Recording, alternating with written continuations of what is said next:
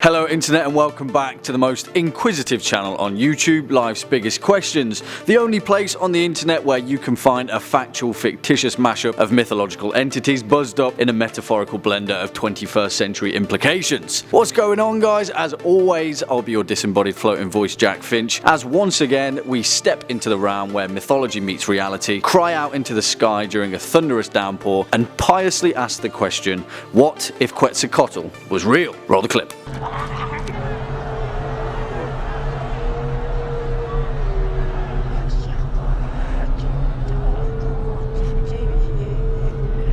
Quetzalcoatl, he was the wind, the guide, and the road sweeper of the rain gods, of the masters of the water, of those who brought rain. And when the wind rose, when the dust rumbled and it cracked, and there was a great din, it became dark and the wind blew in many directions. And it thundered, then it was said, Quetzalcoatl is wrathful.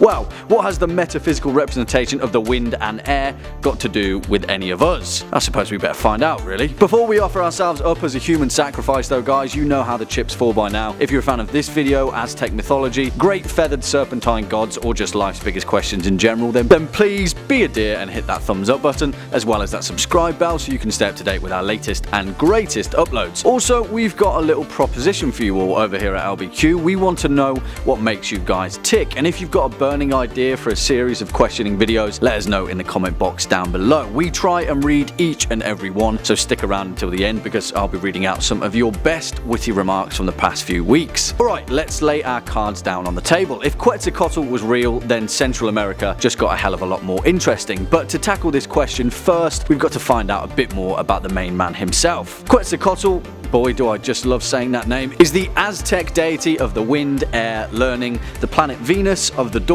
of merchants and of arts and knowledge. He's got many feathers in his serpentine cap, and he's quite the all-rounder as far as ancient all-powerful deities go. To the Aztecs, Quetzalcoatl means feathered serpent in the Nahuatl language and was often depicted as such, or as a large flying reptile similar to a dragon that acted as the boundary maker between earth and sky. Don't worry though, he also had a much more human side and would often visit the physical plane as Quetzalcoatl, the anthropomorphic aspect of the wind god. I'm hoping that he'd be much more comfortable in the form during the 21st century. Many Mesoamerican archaeological digs have discovered burial sites with a cornucopia of Quetzalcoatl symbolism, primarily in the form of a conch shell, a talisman that his followers would wear, depicting patterns of hurricanes, dust devils, seashells, and whirlpools. It's safe to say he was pretty well loved in the Aztec pantheon and had a swathe of all-powerful cults to enact his bidding in the physical realm. The origin of Quetzalcoatl is murky at best though, as is usually the case, and there are several stories surrounding the main man's birth. In one version of the myth, Quetzalcoatl was born by a virgin named Chimilman,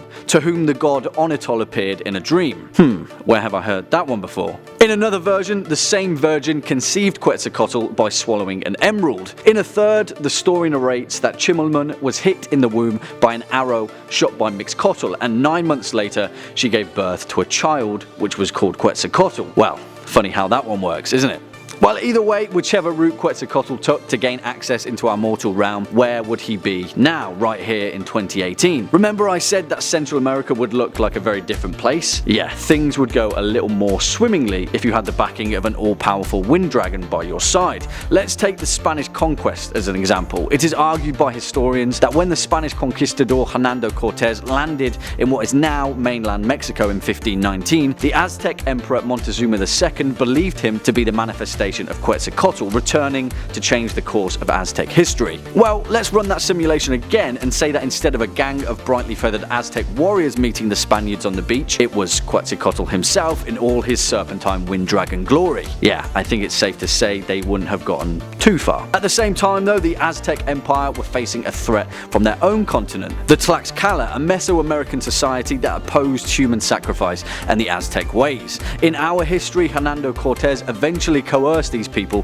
into a loose alliance against the Aztecs, ultimately leading to their downfall. While if Quetzalcoatl made short work of the Spanish, then the same would be said for these guys. With one muster of his catastrophic hurricane power, the enemies of the Aztec people would have fallen by the wayside. The Aztec Empire would have sprawled out from this initial flashpoint, changing the course of Mesoamerican history as we knew it. With Spain's conquest a writhing failure, it could be said that European interest in the Americas would be halted, with rumours and whispers rumours of an all-powerful serpentine god defending the continent. And then really, it's anyone's guess. Perhaps Quetzalcoatl would have led his people to dominate the rest of South America and even the North, warring against the native groups of the Sioux and the Apache. If Quetzalcoatl was real, perhaps the Americas would have become a land similar to the likes of China, steeped in mysterious isolation and metaphysical mythology, growing into a powerful empire of mysticism, magic, and might. Well, that's my spin on it. What do you guys think? Let us know in the comment section down below. Before we depart, here's some of the wittiest things you guys have had to say in the past few weeks. Bells Bobson1 says, "Hey LBQ, can you make a video on will the humans colonize the entire Milky Way galaxy?" Well, Bells Bobson1, that sounds like a fantastic idea. I'll bump it up the food chain. Next up, I unpacked your brain with Wimra, which, may I say, is the greatest name I've seen in a long time, says, "Love your videos."